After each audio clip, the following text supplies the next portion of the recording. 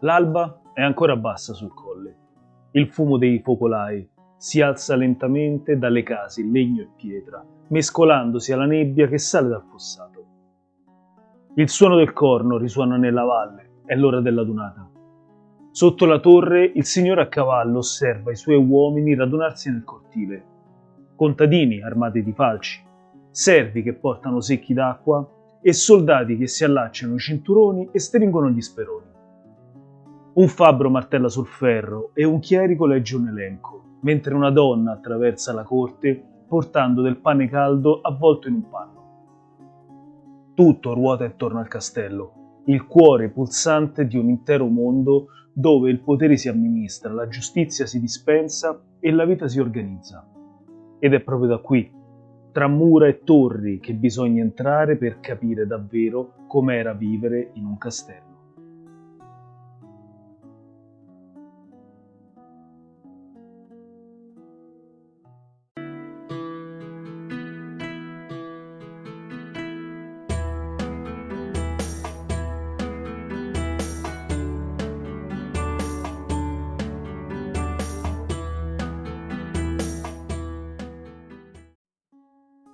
Buongiorno o buonasera, a seconda di quando mi guardate. Io sono Emiliano Bottrini e vi do il benvenuto alla Corte del Barone. Nelle puntate precedenti abbiamo visto cos'è stato davvero il Medioevo, conosciuto i cavalieri e analizzato la nascita del castello.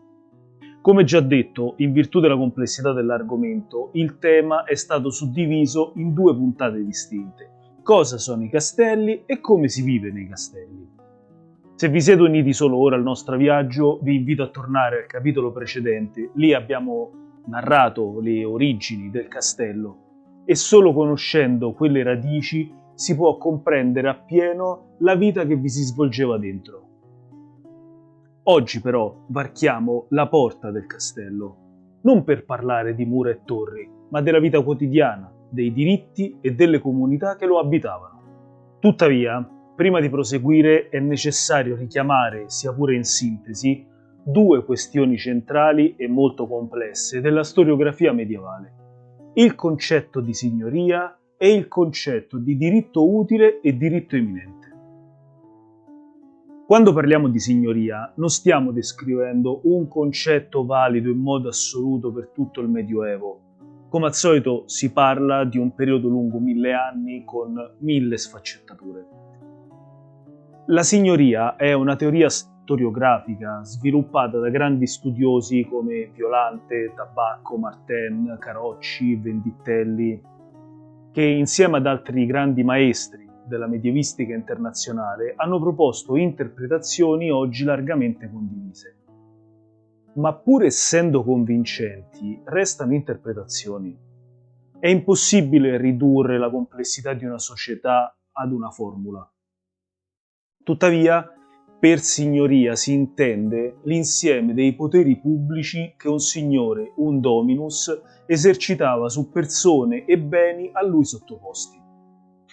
Questi poteri si dividevano in due grandi ambiti: il districtus, cioè i diritti di natura fiscale, riscuotere tasse, imporre dazi, pretendere tributi, e poi la iurisdictio, cioè i diritti di natura giudiziaria, applicare le leggi, giudicare le controversie e punire i reati.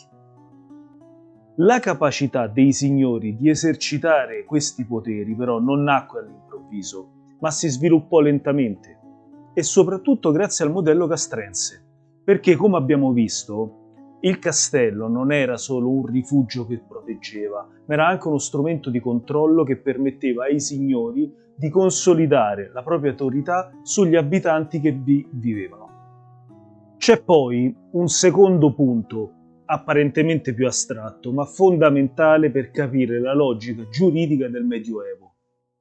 In diretta eredità, con il diritto romano, la proprietà veniva distinta in due forme: il diritto eminente e il diritto utile. Il diritto eminente corrispondeva, grosso modo, a ciò che oggi noi chiameremmo la proprietà piena. In teoria apparteneva solo alle autorità supreme, il Papa, l'Imperatore, i vari re. Il diritto utile, invece, corrispondeva al possesso effettivo. la facoltà cioè di sfruttare un bene in autonomia, pur senza esserne il proprietario. Facciamo un esempio pratico, pensiamo ad un affitto. Il proprietario concede ad un inquilino la possibilità di usare una casa. L'inquilino può viverci, coltivare un orto, sfruttarla come meglio crede, ma non può venderla né subaffittarla, perché ha solo il possesso, non la proprietà. Ecco, questo è lo schema di distinzione tra diritto eminente e diritto utile che si applicava ad ogni bene materiale o immateriale del Medioevo. E fu proprio da queste basi che si svilupparono gli istituti più tipici del sistema feudale. E come sempre, per capire è necessario ripartire dalla storia. Per amministrare l'immenso territorio del suo impero, Carlo Magno creò delle circoscrizioni territoriali minori dette comitati o contee. Erano grandi più o meno come le nostre province e venivano affidate a un funzionario imperiale chiamato comes, cioè conte. Ma attenzione, perché proprio da questo titolo nasce una delle figure più affascinanti della nostra tradizione, il paladino. Il termine paladino, infatti, non è altro che la contrazione di comes palatinus, il conte di palazzo, un funzionario imperiale più vicino e più leale all'imperatore. Ma nei secoli successivi questa figura di corte si trasformò nell'immaginario collettivo nel paladino, il cavaliere perfetto, l'eroe, leale sino alla morte, onorato nelle chanson de geste. Presso i confini dell'impero, invece, dove serviva una forza armata più efficace, 2 o più contee si univano in una circoscrizione superiore detta marca, affidata ad un marchio, cioè ad un marchese. Alcune di esse riecheggiano nella nostra mente ancora oggi. La marca orientale creata da Carlo, la Ostmark, istituita per contenere avari e ungari, divenne in seguito la Osterreich, l'attuale Austria. Celebre in Italia, invece, fu la marca friulana, istituita dopo la conquista del Regno Longobardo e che divenne poi la porta d'ingresso alla penisola. Ma questi grandi amministratori dell'impero carolingio, conti, marchesi, ma anche vescovi e abbati, erano però a tutti gli effetti funzionari pubblici.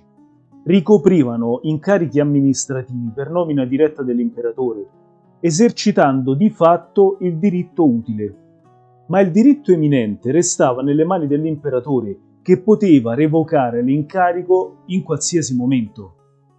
Ed è bene chiarirlo, il cosiddetto vescovo conte, tanto caro ad una certa storiografia, non è mai realmente esistito. I vescovi che esercitavano poteri temporali lo facevano in quanto funzionari imperiali, oppure come titolari dei benefici patrimonializzati. Non costituivano una categoria autonoma a metà tra chiesa e potere laico, ma facevano parte dello stesso sistema di incarichi pubblici dell'impero carolingio. E il conte, quindi, era tale perché esercitava l'incarico di amministratore di una contea. Ma quell'incarico, al termine del periodo di servizio, poteva essere confermato o revocato e affidato ad un altro individuo. Ad ogni nuovo sovrano era necessario infatti recarsi a corte per ottenere la conferma della carica ricevuta. Ma non solo. Se un funzionario desiderava associare il proprio figlio all'incarico, doveva presentare una supplica all'imperatore per ottenerne il riconoscimento. La trasmissione dunque non era né ereditaria né scontata. Inoltre, il funzionario non poteva disporre liberamente delle ricchezze della contea o della marca per il proprio tornaconto personale, poiché si trattava di beni pubblici e non di proprietà privata. Tuttavia, per il loro sostentamento e anche come ricompensa per questo servigio reso, ricevevano dei benefici, appezzamenti di terreno, rendite o diritti da cui trarre reddito e mantenimento. E da qui nasce il meccanismo a catena. I grandi potentes ridistribuivano parte dei propri proventi e delle proprie ricchezze ad aristocratici subalterni, i cosiddetti vassalli minores, costituendo attorno a sé delle vere e proprie clientele militari e amministrative. Questi minores a loro volta si circondavano di altri subalterni, anch'essi minori, legati da fedeltà feudale e ricompensati con benefici. Si formava così una rete di rapporti che scendeva dal grande signore fino ai suoi uomini minori, tutti collegati da obblighi e servizi e da remunerazioni materiali. È da questo modello che nei manuali scolastici venne introdotta una rappresentazione semplicistica, la cosiddetta piramide feudale, con quelle famose figure i vassalli, valvassori e valvassini. Ma quella piramide nella realtà non è mai esistita. I giuristi medievali distinguevano soltanto tra vassalli maggiori e vassalli minori. La piramide feudale, dunque, appartiene ai nostri libri di scuola ma non al Medioevo. Tuttavia, con la crisi del sistema carolingio, le cose cambiarono radicalmente. Le grandi distanze, i lunghi viaggi, e anche pericolosi, e il disinteresse crescente del potere centrale resero di fatto impossibile esercitare un controllo effettivo sulle cariche periferiche. E col tempo, quindi, la pratica della patrimonializzazione cominciò a consolidarsi nelle famiglie. Ma è importante distinguere ancora una volta la differenza tra i benefici e la funzione amministrativa. I benefici concessi agli amministratori erano legalmente parte del loro patrimonio e potevano essere gestiti e trasmessi. Ciò che molti di questi personaggi invece usurparono furono le funzioni pubbliche legate agli incarichi, cioè quei poteri giudiziari e fiscali che spettavano di diritto al sovrano. Questo processo fa comunque parte dell'eterno conflitto tra centro e periferia. Quando il potere centrale è forte, la periferia obbedisce. Quando è debole, i signori locali gestiscono autonomamente le prerogative concesse dal centro. È un tema classico questo della storiografia storica, ma che aiuta a comprendere le dinamiche di potere e la graduale patrimonializzazione delle cariche. Già nell'877, infatti, con il Capitolare di Quercy, emanato da Carlo il Calvo, venne riconosciuta l'ereditarietà degli uffici regi. E nel 1037, con l'Edictum de Beneficis dell'imperatore Corrado II, conosciuto più tardi ma in modo improprio come Constitutio de Feudis, anche i benefici concessi ai vassalli furono dichiarati trasmissibili per via ereditaria, senza più necessità di conferma superiore. È chiaro a quel punto che ciò che era nata come una funzione amministrativa si era ormai trasformato in un bene patrimoniale, non più un ufficio pubblico, ma un potere locale radicato nel territorio e trasmesso all'interno delle famiglie. Ma lo stesso meccanismo che aveva trasformato i conti laici in signori locali investì anche la sfera ecclesiastica. Fin dalla crisi dell'impero romano d'Occidente, i vescovi avevano guidato le comunità locali organizzando le diocesi, circoscrizioni territoriali simili per estensione alle contee. Durante l'età carolingia, però, questa rete e questa autorità fu integrata nel sistema carolingio. Carlo Magno, infatti, considerava vescovi e abbati amministratori di eccellente livello, apprezzandone la formazione culturale superiore a quella dei laici. Esempi concreti di questa signoria ecclesiastica furono abbazie come Farfa, Monte Cassino o Cava dei Tirreni, dei veri e propri centri organizzativi di potere economico e culturale. Ma con l'indebolirsi del potere centrale imperiale, anche i vescovi iniziarono, o meglio tornarono, a governare le diocesi con maggiore autonomia. La loro nomina, sempre più spesso, non dipendeva dall'imperatore, ma dall'influenza delle famiglie locali più potenti. E passo dopo passo, i diritti pubblici di governo, giustizia e tassazione, che fino ad allora erano stati esercitati invece nel nome dell'imperatore, passarono stabilmente nelle mani dei vescovi. Contrariamente all'idea cupa che spesso circonda il Medioevo, la ricchezza non risiedeva nell'oro o nell'argento, e neppure nella terra. La vera ricchezza nel Medioevo era la popolazione, non per morale o per altruismo, ma perché senza uomini banalmente non può esistere nulla. Semplicemente il Medioevo ha un enorme bisogno di forza lavoro. Nei periodi di crisi demografica manca ovviamente la gente, ma nei momenti di crescita serve comunque ancora altra gente. Servono uomini per abbattere i boschi, per dissodare le terre incolte, per coltivare i campi. Servono uomini per costruire villaggi, innalzare chiese ed erigere castelli. Ogni mano che lavora è un frammento di ricchezza. Ogni schiena che si piega alla fatica vale più dell'oro. Ogni vita in più significa forza, difesa, speranza. Ogni generazione aggiunge un mattone a quella che l'ha preceduta e ogni figlio amplia l'opera del padre. Ecco perché la popolazione è il tesoro più prezioso del Medioevo. È per questo, dunque, che tra XI e XII secolo, in un'epoca di crescita demografica intensa, si impose il modello del villaggio accentrato. Il castello garantiva sicurezza. Un villaggio chiuso e difeso era molto più sicuro di un insediamento aperto. La moltiplicazione degli insediamenti rurali ridisegnò la carta del popolamento e creò comunità stabili, organizzate, sottoposte al controllo di un signore. Ma con l'affermarsi della signoria castrense, gli equilibri sociali validi sino a quel momento andarono in frantumi. Nel passaggio tra le grandi aziende agricole e i castelli villaggio, processo che comunque ho spiegato in dettaglio nella puntata precedente e se non l'avete visto vi invito a recuperare, le vecchie distinzioni svanirono. Uomini liberi e servi confluirono in un'unica categoria sociale, i rustici. Una popolazione soggetta alle consuetudini loci, le regole locali imposte dal dominus o concordate con lui. In cambio della protezione del castello, i rustici persero una parte consistente dei propri diritti.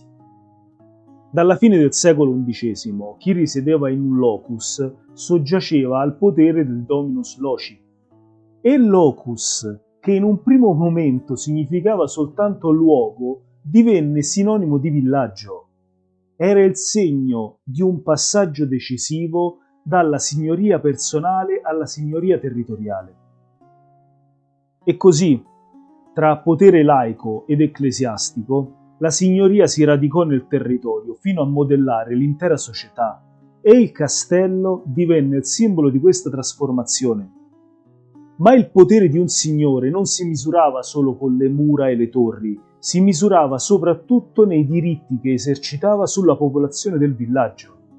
Perché chi governa un castello governa le persone e con esse i loro doveri, le loro tasse e le loro fatiche. E adesso arriviamo al bello. A questo punto si apre un abisso concettuale tra il Medioevo e la nostra sensibilità. Noi pensiamo che lo Stato abbia dei diritti inalienabili che non possano essere mai ceduti o messi sul mercato. Ma nel Medioevo e in tutta la società di Ancien Régime non era assolutamente così. Il diritto di riscuotere alcune tasse, di amministrare giustizia, autorizzare matrimoni, poteva essere venduto o ceduto come un beneficio e diventava parte integrante del potere signorile. Ma questi non erano diritti astratti e toccavano la vita quotidiana delle persone. Il legnaticum, ad esempio, era un diritto che regolava il taglio della legna. Il plateaticum era l'esposizione delle merci sul suolo pubblico. La fida o lo ius pascendi garantiva e regolava il pascolo degli armenti. Il focaticum tassava i fuochi presenti in ogni abitazione. Tutti questi diritti si traducevano in tasse o in prestazioni, perché non sempre si pagava in moneta, a volte il prezzo era il lavoro. Le corvée erano il diritto più comune ed erano prestazioni gratuite, obbligatorie, che imponevano la riparazione delle strade, dei ponti, la ristrutturazione delle difese del castello e via dicendo. E ogni fatica, ogni denaro pagato ricordava chi deteneva il potere. Ma attenzione, la signoria territoriale non era mai un potere monolitico. Al fianco dei grandi conti e marchesi emersero, come si è visto, signori locali minori e gli stessi diritti erano sovente spezzettati. Come ricorda Sandro Carocci, già dall'undicesimo secolo i diritti signorili risultarono molto frammentati e in continuo dinamismo. Signorie un tempo unitarie vengono frammentate e nascono addirittura condomini di 3-4 più signori o addirittura consortili di decine di membri. Da qui il termine condominio, dominio condiviso, che ancora oggi utilizziamo nei nostri palazzi. Ma facciamo un esempio pratico. Immaginiamo Iannone, un contadino del XII secolo abitante il castello di Lariano. Nel 1100 il castrum Lariani è controllato da più signori, non da uno solo, e i diritti che vigono sul castello sono divisi tra più domini castri. Così Iannone paga il focaticum, la tassa sui fuochi della sua casa, ad un signore. Sua moglie, quando usa il forno del quartiere in cui risiede, paga la tassa ad un altro dominus, proprietario del forno e dei relativi diritti di usufrutto. Ma quando Iannone porta i maiali a nutrirsi nei boschi, versa il glandaticum al vicario del vescovo di Velletri, perché quei boschi sono di pertinenza episcopale. Un solo villaggio, quindi, poteva trovarsi sotto più signorie contemporaneamente, laiche ed ecclesiastiche, ognuna con i propri diritti, le proprie tasse e i propri uomini.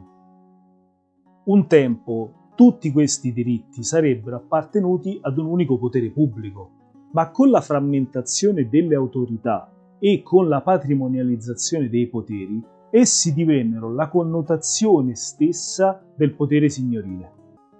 È in questo contesto che la storiografia del Novecento parlava di società feudale, un termine oggi in parte superato perché semplifica un mondo decisamente più complesso. Oggi gli storici preferiscono parlare di rapporto beneficiario-vassallatico, un sistema di legami personali e materiali fondato sullo scambio di fedeltà e protezione.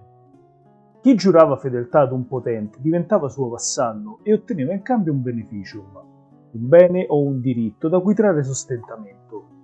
Il feudo, cioè un appezzamento di terra o un villaggio da cui ricavare reddito, era il beneficio più comune, ma non era l'unico. Il beneficium poteva consistere anche in un diritto signorile, come l'uso di un forno, il pedaggio su una strada o il glandaticum di cui abbiamo parlato poco fa. E poiché questi diritti si esercitavano sulle persone più che sulla sola terra, conferivano a chi li deteneva un'autorevolezza sociale e politica di gran lunga superiore. A partire dal XII secolo, la concessione in feudo di un bene divenne il principale legame di coesione sociale. Uno dei più diffusi istituti feudali fu il cosiddetto feudo oblato. Un bene, posseduto in piena proprietà, veniva donato ad un signore superiore che lo riconcedeva in beneficio al donatore. In tal modo il proprietario si faceva vassallo di un potensvir, entrava nella sua consorteria, otteneva protezione, ma continuava a gestire quel bene come se ne fosse ancora il padrone. Il signore, dal canto suo, accresceva la propria clientela e il proprio prestigio, senza privarsi di alcun bene di sua proprietà, ed otteneva il dominio eminente su un bene divenuto suo feudo. In pratica si donava il diritto eminente, ma si conservava per sé il diritto utile. Dunque, finora abbiamo visto come il castello fosse il fulcro del potere e dei diritti. Ma quel potere e quei diritti avevano senso solo perché regolavano la vita quotidiana di una comunità. Ed ora è lì che entreremo, nella comunità. Nel castello e nei suoi dintorni la vita scorreva ordinata e concreta. Gli uomini vivevano al sicuro, protetti dal Signore e dalle mura. La mattina uscivano per coltivare le terre circostanti. Altri gestivano e riparavano fossati o ponti. Altri ancora curavano la manutenzione delle difese. Alcuni rustici erano tenuti al servizio armato. Tra le consuetudini scastri, infatti, c'era l'obbligo di difendere il castello. Però non era solo un dovere, era una responsabilità sentita di difendere la propria casa. Ogni castrum era una comunità indipendente.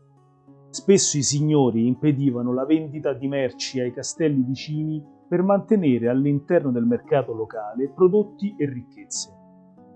Anche le case spesso potevano essere vendute solo ad altri habitatores castri per preservare la coesione immobiliare della comunità.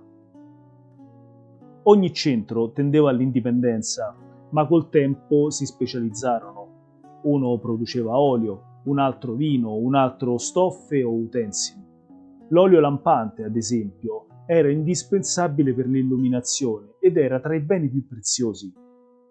La vita scorreva regolata dal suono delle campane e dal ritmo delle stagioni.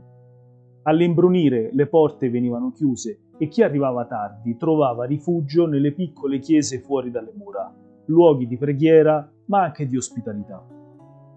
Al centro di questa vita collettiva, tra torri e mura, c'era la Curia Domini Castri. Qui il signore o il suo vicarium amministrava la giustizia e la vita del castello. Un contadino lamentava un pedaggio eccessivo, un miles chiedeva compensi per i danni subiti nell'ultimo conflitto, due rustici discutevano di confine. Il vicario ascoltava, consultava gli statuti castrensi e le consuetudines e pronunciava sentenze. Non era solo giustizia, era il cuore pulsante dell'ordine castrense. Tutto era annotato e tutto aveva uno scopo: mantenere la vita della comunità ordinata e funzionante. Ogni castello viveva in equilibrio tra chiusura e fiducia. Le sue mura erano nate per difendere ma anche per custodire. Dentro l'ordine della comunità, fuori il rischio del mondo. Il castello medievale non fu soltanto un villaggio o una fortezza, ma una forma di società. Un luogo dove uomini e donne, signori e rustici vivevano sotto lo stesso cielo, legati da necessità e da un comune destino. Ecco dunque come si viveva nel castello, un mondo fatto di protezione e di costrizione, di comunità e di obblighi, di difese e di potere. Ma il confine tra dentro e fuori era così forte da aver lasciato tracce perfino nel nostro linguaggio. Ancora oggi, infatti, chi non è originario di un paese viene chiamato forestiero, ma la parola forestiero non significa straniero come la utilizziamo correntemente, ma è letteralmente l'uomo della foresta. Nel Medioevo la foresta era l'opposto del castello, un luogo esterno, ignoto e minaccioso. Per questo il termine forestiero è sopravvissuto come un fossile linguistico, memoria di un mondo diviso tra dentro e fuori, tra protetto e pericoloso. Ma per capire davvero cosa significasse dominare un castello, gli abitanti di un castello, dobbiamo guardare la storia di chi lo visse in prima persona. Un barone, un guerriero, un grande barone, un grande guerriero, capace di sfidare persino il Papa. Il suo nome era Sciarra Colonna e sarà lui il protagonista della prossima puntata. Io sono Emiliano Bultrini e questa era la Corte del Barone. Abbiamo varcato la soglia del castello e osservato la vita che vi scorreva dentro, i diritti dei signori, le resistenze delle comunità, le consuetudini e gli statuti che regolavano ogni aspetto della loro esistenza. Mi raccomando, sostenete la Corte, iscrivetevi al canale e attivate la campanella per non perdere i prossimi viaggi del Medioevo italiano. E se volete sostenere ancora più il progetto, potete abbonarvi oppure farlo appena sarà possibile per ricevere contenuti esclusivi. Ogni contributo è importante per continuare a raccontare la nostra storia. Di seguito la bibliografia e le letture consigliate. Grazie.